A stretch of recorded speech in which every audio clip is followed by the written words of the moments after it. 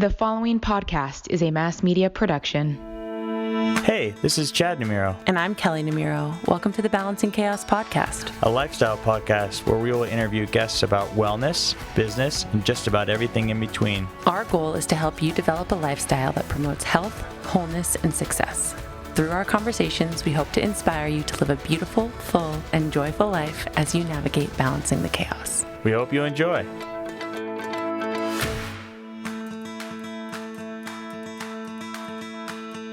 Are you looking for a trusted resource for luxury Las Vegas real estate? The Ivan Share Group is the expert in the luxury Las Vegas real estate market, specializing in high-end homes and luxury high-rise properties. And trust me on this one, Chad and I can attest. They are so amazing. We've been working with them for the last few months on trying to find a new home, and they're showing us the most incredible properties. The Ivan Share Group is a dynamic team of leading real estate experts dedicated to client satisfaction. Their extensive expertise in Las Vegas and Henderson allows them to help luxury home buyers find their dream home, no matter what their needs are. And like I said before, we are super specific on what we need, like a playroom for the kids and a home gym and things that not all homes have. And they are really good at showing us exactly what we want to see. They're dedicated to helping you buy, sell, or invest. So contact Ivan and his team today at 702-315-0223 or visit isluxury.com to learn more and learn what they do differently. The Ivan Share Group is luxury, your trusted resource for Las Vegas real estate. Hey everyone, welcome to the Balancing Chaos podcast. We are far past the midway point. We have about 2 episodes left this season, and I speak for both of us when I say it's been an incredible journey, super fun for both of us. To our surprise, the most popular episode has actually been the one about getting to know us, so to that end. So we wanted to come back and answer some of your listener questions. I think that you guys all know me really well, but it's been kind of a fun ride to get to know Chad and to get to know us as a couple. So last week, I had you guys submit some of your questions for us through Instagram, and we're going to answer those today. So we'll pick, the ones that were asked most common, and we'll go from there. So I hope you guys really enjoy this, and we'll definitely do this again next season. But without further ado, let's get started. All right, so what is the first question that we have? Which is funny because we actually just got into this argument probably like 2 days ago. It's what is your most frequent argument as a couple? Okay, so I'm going to be totally honest with you guys because that is what my platform is all about, honesty and, being real and raw. And so our most frequent argument, I'm not going to lie, is about Instagram. That is our most frequent argument, and about me being more present and in the moment. And it's something that I'm really working on, and something that Chad challenges me on a lot because he's so great with it. He's really present. He fully deleted the app. He doesn't even have it anymore. So, do you have anything to say on that? It's hard. It's an incredible tool for communication and connection. And for my business, for marketing my business. But there's just a dilemma, and it's not just Instagram. It's technology in general, as helpful and convenient and productive it can be for everyone. The reality is it's also an incredible distraction, and life is short, and moments are even shorter. Yeah. And so, you just can't get to a place where documenting the experience ever becomes more important than the experience itself. But everyone's guilty, myself included. I think it also, not only does it take you out of the moment from, being with other people, it also takes you out of the moment from tuning into yourself and knowing what your own preferences are. When you get so caught up in listening to what other people have to say and hearing all of the outside noise of, oh, I'm doing this diet or I'm doing this workout, it becomes harder for you to tap into what's true for you and what's in alignment for you. And it takes away from your own confidence and your own self-trust. So I think it's really complex issue. And yeah, it's something that, like I said, I work on a lot. And I try to have a separation between my work life and my personal life, even though I do love sharing some of those personal moments with you guys. So yeah, that's our most frequent argument. There's that. So the next question is, how do you stay connected as a marriage, or after marriage? So for us, I think that that's also something that's, challenged us as a couple. Before having a kid, it was always really easy to go out and have a date night and come home and like not have any distractions. And not that West is a bad distraction, but he is a distraction to us as a couple and our romantic life. So I would say one thing that we've tried to really, install in our in our romantic life is a date night. That's one thing that we try to do. It doesn't happen every week, but we try to make it happen. And we'll send West over to my mom's and we'll go out to dinner and have like real adult conversation where we're not, hitting toys and listening to screaming for like 3 hours, and then we'll go pick him up and that's that. But that's one thing. Anything else that you think after marriage? I think it's more like after kids, because after marriage, not much changed. Yeah, it's not hard to, if you can't manage a relationship, just being married prior to kids, you might have problems. But be honest. Yeah, date nights are big, and I mean, honestly, it's like one thing to say it, but like, yeah, I was against this at first, but it's kind of sad, I guess, but it's highly effective, is like putting it in the calendar and really making sure you stick to it and holding each other accountable. Mm-hmm. I think one thing that Chad's really good at doing, again, like that I'm not as good as, is like trying to like make me put my phone down, and like he'll grab my arm and, we'll dance in the kitchen for a few minutes and just like looking into each other's eyes. I know it sounds so stupid, but it seriously just like helps you connect in that moment and makes you feel like someone sees you, and someone seeing you is a big part of feeling connected and wanting to be romantic in a relationship. It does not need to be complex. Huge events or these big vacations. Like little moments throughout the busy days are actually kind of the most important. Yeah. But it's hard, right? Like you get distracted. I get stressed. That's probably one of my issues. And I'm less likely to do those things. You certainly have to keep it into perspective. Yeah. Keep it in perspective. And so, waking up and practicing with gratitude and meditation, that stuff all really helps and kind of aligns the day. And you're probably more prone to do those things if you have those tools, I think. And then one last thing I'll say is remembering why you fell in love with that person in the first place. I think always brings you back. We talk a lot about like, when we get into arguments, I swear almost always afterwards we'll say like, I remember that like we almost didn't make it together as a couple, because if you listen to the first episode, that we broke up for a little while and got back together. And like, I don't think that, without us trying really hard, our relationship would be what it is. So, remembering, like, I'm going to get emotional, why you fell in love with that person, when you are in an argument or something, is always something good to come back to. All right, next up. Totes. How do you deal with trust and jealousy?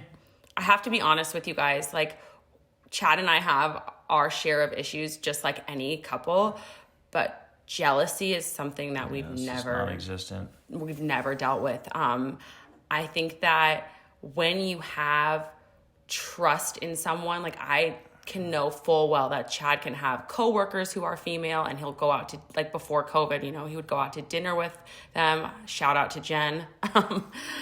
I think that like it's fine. I don't have any problem with it. And it's when you can trust that person, it just makes life so much easier. I honestly think that at least anyone I've known who has trust issues going into a relationship where they don't think that their partner, being friends with someone of the opposite sex is okay, it always leads to problems down the road. So I think that open communication is the most important. So if you do feel like, hey, this seems off or weird, like bringing that up with your partner immediately.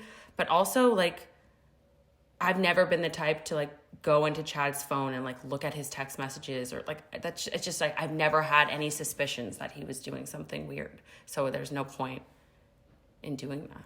I don't know. Do you have any thoughts on this? Well, I mean, that's kind of like, it's interesting because that's like the female's, I think, perspective on that question. Like when I read it, it's more just about trust in general. And yeah, it's really important to a marriage. I mean, I think for us, and in the context of not only a marriage, but when you have kids, you're making a lot of pretty big decisions. And so you just need to really be extremely good at communication. And, we've had issues with if there are things that like you're incapable of doing, you're not really planning on doing, like you need to be transparent and talk it out.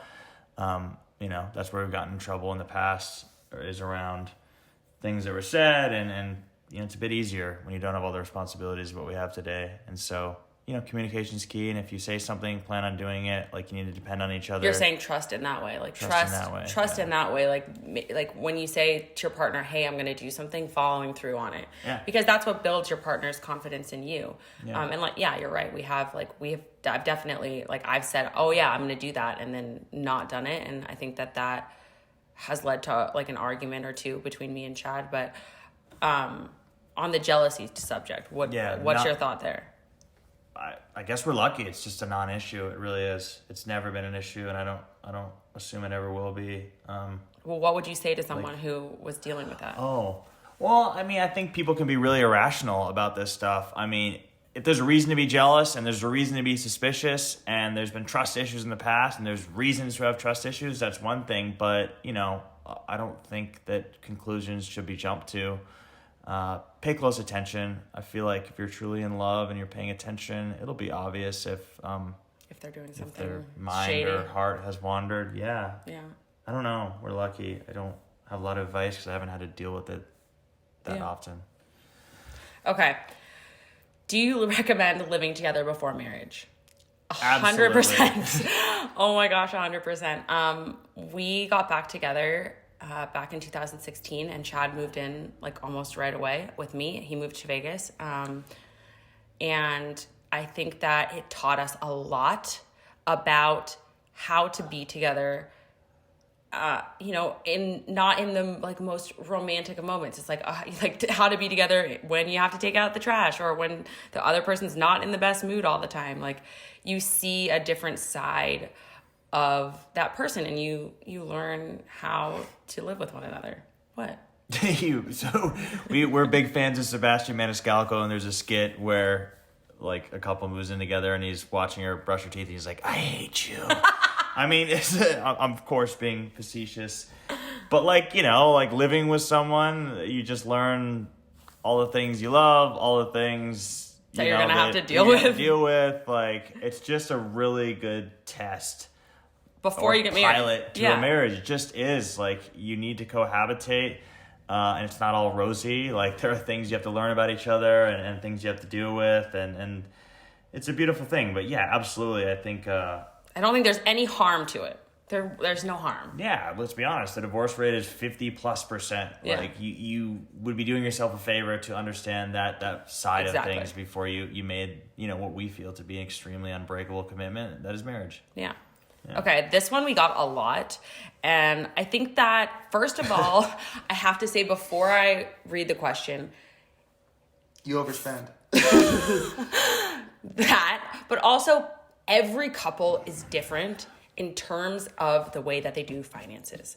And so the way that we do it is not going to be what works for everyone else, but we'll break it down for you. So the way that we do finances is that when it comes to things that are monthly reoccurring bills for things that we both use, we split. Like our electricity bill, our gas bill, our internet, our groceries. Stuff for West. Like those are the things that we split. But if I want to go out and buy myself a Chanel bag, that's on me. or if Chad wants to go and get himself some new hiking gear, that's on him.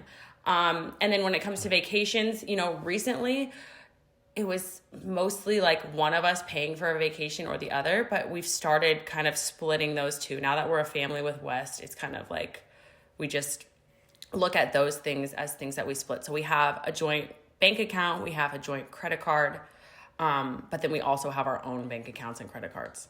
Do you think that sums it up? Yeah. And that's what works for us. I have all kinds of unique investments that are only in my name, and so does she. I mean, everyone's, I think, a bit different, but I do think it's really important to understand each other's financial situation when you're married. Before I think getting it's into a it. bit weird when it's that opaque, but that's my opinion. Yeah, I think that's something, like, again, Chad and I have always been really upfront and honest with each other about everything. I don't really, I talk to him about like weird, like medical conditions. I talk to him about everything. And some stuff I can totally understand why you wouldn't want to talk to your partner about it. But I also think that finances is one of those areas that you would have to be transparent about. So that's that. And speaking of telling Chad about things that I do, he knows that I go get colonics. And one of the questions that we got was, does Chad do wellness things like acupuncture and colonics? And the answer is no. It's just not his speed. I think that he likes to, like, there are certain things that he does do. Like, I'm so proud of him for, he brought all of his supplements to Arizona with us when we just came this week. And that's something that I don't think he would have done a few years ago. So I'm really proud of him for that. He does yoga. He, what else? Like, I get massages. I love acupuncture. I'm just not as like diligent about it, I guess. Or I've never necessarily had like the need, some massive injury or that kind of thing. I'm a bit all over the place with my regimen. He's not as like, what's the word I want to say? Like structured as I am. Yeah. So like where I say I'll go get acupuncture once a week or every 2 weeks, like, and then I'll go get a colonic once every 3 months. Like, I am on that stuff like clockwork. Like, I schedule it in my calendar. Chad's kind of more, if I feel like doing yoga today, I'll do it. Where like everybody's different. And so, I'm just proud of him for the wellness stuff that he does do to take care of himself, because like, even after our episode with Dylan, he started, taking better care of his skin. And so I'm proud of the stuff that he does do, because he does take care of himself. Thanks, man. Yeah, you're welcome.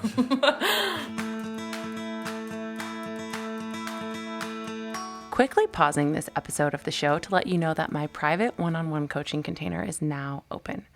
Over the course of 2021, I'm only going to be working with a small, select group of women to help them return to feeling like they're at home in their bodies, to help them lose resistant weight, to feel less anxious and more energized. My one-on-one coaching is truly for you if you're tired of feeling depleted, overwhelmed, bloated, or like you're just not enough. There's no magic pill or cleanse or detox that's going to work. You are really ready to make that commitment to yourself and create the habits that will lead you to hormonal balance and vibrant health. I'm here to help you get to the root cause and create meaningful change. If you're feeling called to work with me so that you can finally feel at home in your body, head to the link in the show notes to learn more.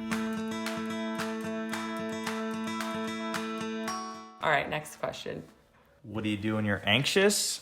When I'm anxious, and I've shared this on Instagram before, the first thing I like to do is go outside and just step away from whatever, is making me anxious. If it's daytime, I like to get outside and like take a few deep breaths outside. I like to put a few essential oils into my palms and just like inhale one of those breath essential oils or something like that. I think that always makes me feel more calm. If we're laying in bed at night and I'm anxious, I'll ask Chad to, I say put hand, which means for him to put his hand on my shoulders, because that, for some reason, his touch, it's like that Reiki effect where like it's just energy going into your body. I seriously feel more calm just when, there's that weight there of the person you love. So those are a few things. And then on top of that, you guys know, meditating is something that always helps me. That's like what I do as a preventative measure for anxiety, because I just naturally run really anxious. And so if I get ahead of it, I think that is a big way. And then I think one thing that people don't really take into account when it comes to anxiety is balancing your blood sugar. And I talk about this on Instagram a lot, but ensuring that you have a good quality breakfast that has protein and good healthy fats and fiber, so that your blood sugar is set up to not like spike and crash throughout the day, because that in and of itself can cause anxiety. So nourishing myself, with food is something that I do too. What about you? What do I do when I'm anxious? Go outside, go on mountain bike rides, walks, even like from a broader level when I'm, just anxious kind of in general, like that signals to me that, honestly, I need to take a backpacking trip or go on a long hike. I think that nature for both of us is something that's really calming. And I think that a lot of people don't necessarily think that it's something that will help because it's just so simple, but it always does. I think if you don't think you like nature, then you're confused. That's my honest opinion on that matter, when people don't say they like it. But, I guess I'm willing to be wrong here. Yeah, even going to the hot tub at night, slowing down. Doing less. Like doing something new, especially in COVID, life has gotten so, static at times. And so, like, taking Wes to a park that I haven't taken him to and taking him on the swing. I mean, humans were meant to have different experiences, and modern day society kind of dictates that, like, we do a lot of the same things every day, and that honestly creates anxiousness for me. So I need variety. It's probably the reason why I'm not nearly as structured as you. Mm-hmm. Yeah, and a glass of wine helps every now and again. I'm not gonna lie. All right. Does Chad do Wellness by Kelley workouts? So, there are times where I'll guide him through a little something. We actually have a workout on the website that we did together probably like 6 months ago. That was like a partner workout. And we'll do yoga together. Sometimes I'll stretch him on the Pilates reformer, but no, it's not something that he typically does. Typically, he likes things that are more high intensity. Or being outside. Mountain walking bike is like part of your regimen. We do a lot of that together. We do a lot of walking together. But like my yoga flows and Pilates flows, no, like that's not typically something he does together unless I specifically ask him to. I'm an unpaid extra on the videos. But I think that, again, men and women are so different in terms of the workouts they can and should be doing. In my opinion, the higher intensity stuff is better for men because they run on a 24-hour hormone cycle, whereas women run on a 28-day hormone cycle. And so being more gentle with our bodies and our hormones so that those hormones have the ability to flux as they need to over those 28 days is really important. So that's just my philosophy. What's the best tip for productivity? Oh my gosh, morning routine. Having a structured morning routine is what helps me personally expand out into the rest of my day and say, okay, I've accomplished all of this morning. Now I get to I have the energy and the motivation to go accomplish everything that I want to in my day. It's like what sets me up for success. Oh, this is a complex question. I think tips for productivity is complex for Chad. Well, I think you need to love your work. It's so uncommon these days, or it's like seen as like unique. Like, oh, you're one of those, like, love your job. Like, I guess it's kind of sad. Yeah, but, it is. I think you need to wake up to be productive. You need to wake up every day truly believing in what you do, ideally loving what you do. I think that's step number one. You nailed it. It's going to breed productivity because you're going to be motivated and feel empowered. Money, in my opinion, only goes so far. I think everyone realizes that sooner or later. Mm-hmm. And so you really just have to really, be passionate about what you do. And so I think just like generally in life, like make decisions carefully. Don't do things for other people. Follow your dreams. I think that just honestly creates productivity and motivation in so many different areas. But like from a day-to-day, yeah, I believe in I like your answer better than mine. more high level, I guess. But yeah, I use calendars religiously. I write out like big at my company. Just generally, we're very big on like long-term, medium-term, and short-term goals. It's very easy to get thrown in 1,000 different directions. I think it's very important to like wake up with every day and kind of have an idea of what the goals are. And I mean, like humans are goal oriented, right? Even like the process of making your bed has been scientifically proven to like stimulate the day, right? So like set measurable goals and you will feel productive when you hit them. Yeah, I think that what you said about calendars is so important.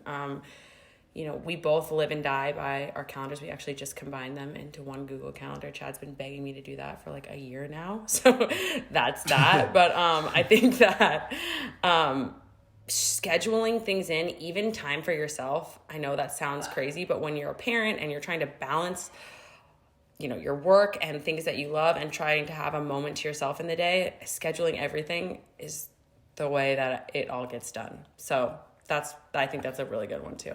Sure. Okay. How did you know that the other people you dated weren't right for you when you broke up? And what advice would you give to your younger selves?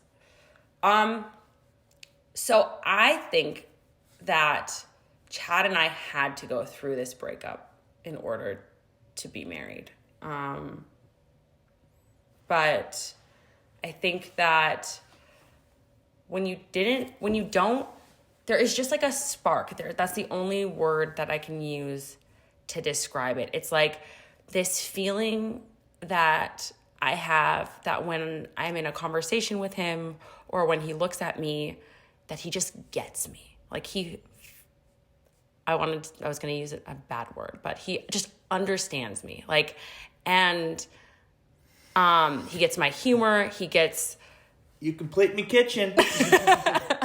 Like, it's just that's the feeling that you have. And when I was dating the guy that I was dating, and I can't speak for Chad, but I didn't feel that.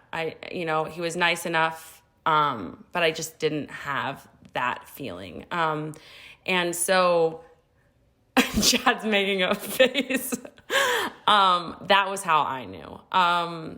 And what advice would I give to my younger self? Gosh, I don't even know. What advice would you give to our younger selves? It's really hard because humans do not like change and they don't like the idea of permanent change. Mm-hmm. But the reality is sometimes like it's very cheesy, but it's also very accurate. Like you do have to understand the timing of things, and if you love someone, you have to let them go a lot of times, and it's such a hard thing to grasp. But yeah, I don't think that there's anything that we would have done differently. Force this stuff. The timing wasn't right. Mm-hmm. And was a really good chance that it never would have worked out. But gosh, I mean, that's okay sometimes, to be honest. And yeah, and I think that for someone who's in that position, whoever asked this question, and maybe you're going through a breakup, and maybe you will get back together, and maybe you won't. But whatever does happen, it's meant to be. You just have to love yourself before you can love anyone else, and that's not something that everyone has figured out at a very young age. And I guess that is the best advice. I think that's the best advice that you could give, because I think that when we broke up, I don't know, I'm not going to speak for Chad, but I know that I wasn't in a place where I loved myself. I was dealing with a lot of stuff with my own body image, with my own self-confidence that I didn't love. And, I've spoken to him plenty of times about that. We've been really transparent about it, and he knows what was going on for me back in those days when I was in college. But at the time, he didn't. And he had no idea what I was dealing with medically either, like with my thyroid issue and all of that. And so I think that if I would have been in a better place of loving myself, maybe it would have worked out the first time. I don't know how you feel about how your own self-confidence was the first time we dated, but I think that we both grew a lot in those years. I think my confidence was fine. I think my maturity was low.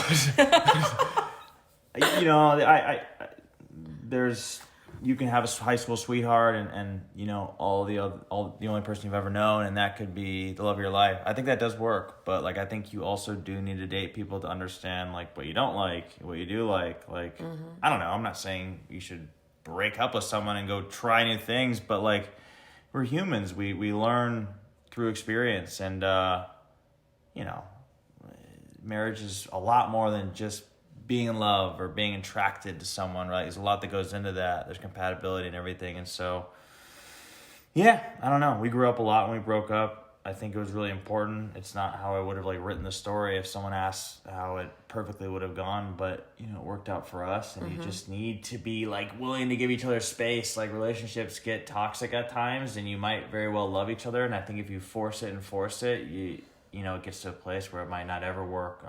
You know, don't be afraid to you know, let people go, I guess, sometimes, you know, especially if you're younger.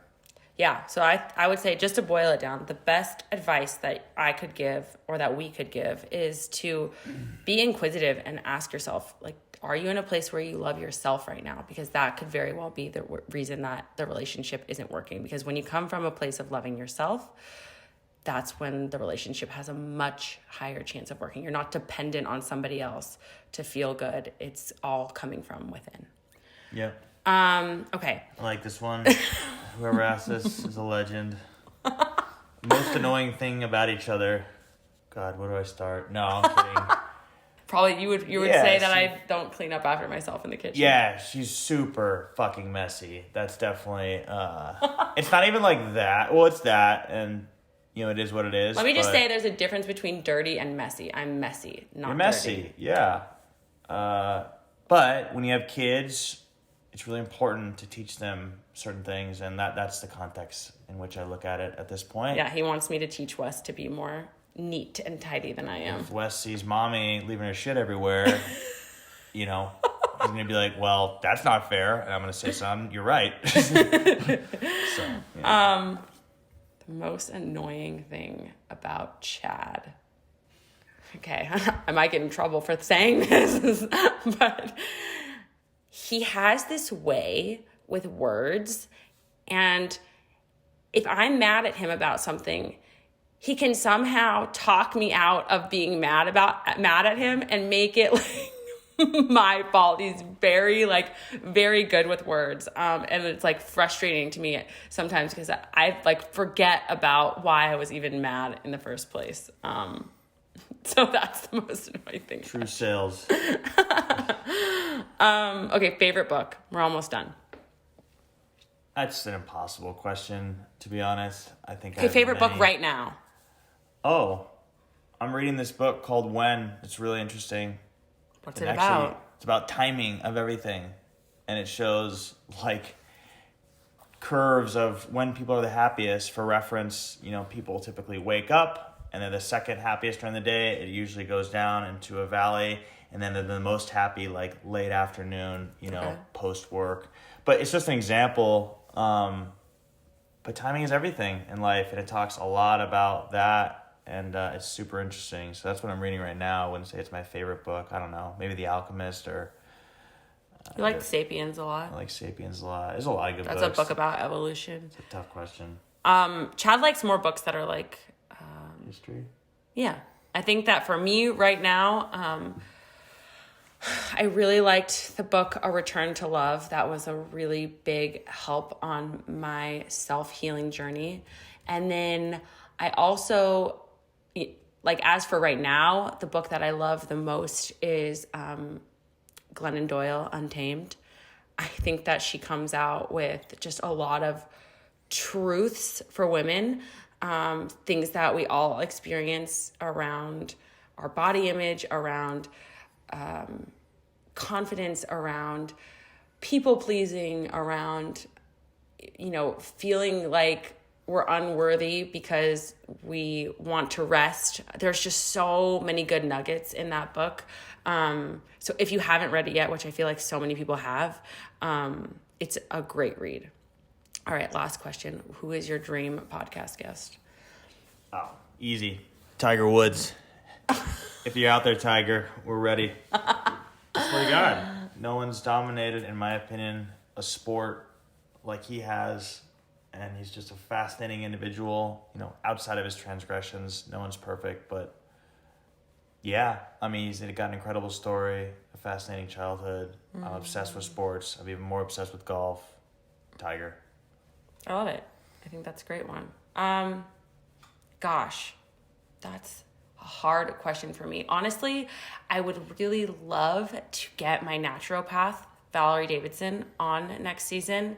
I love her to death, and I think that she has a lot of knowledge about women's hormones and women's health in general. She's the person who has helped me heal my thyroid. And so I think a lot of our listeners too would love to hear her insights on not only what supplementing with other hormones can do for you, but also what lifestyle changes can do for you, because that's really where I feel like integrative medicine happens. So that's that. Thank you guys for joining us today. We are so grateful that you have been with us all season. If you haven't subscribed yet, we would love if you go ahead and do that, rate, review the show, and we will see you again next week. Hey, thanks for listening. Please make sure you rate, review, and subscribe to the podcast. You can also connect with us on social media at Wellness by Kelley. Drop us a DM for who you want to hear from.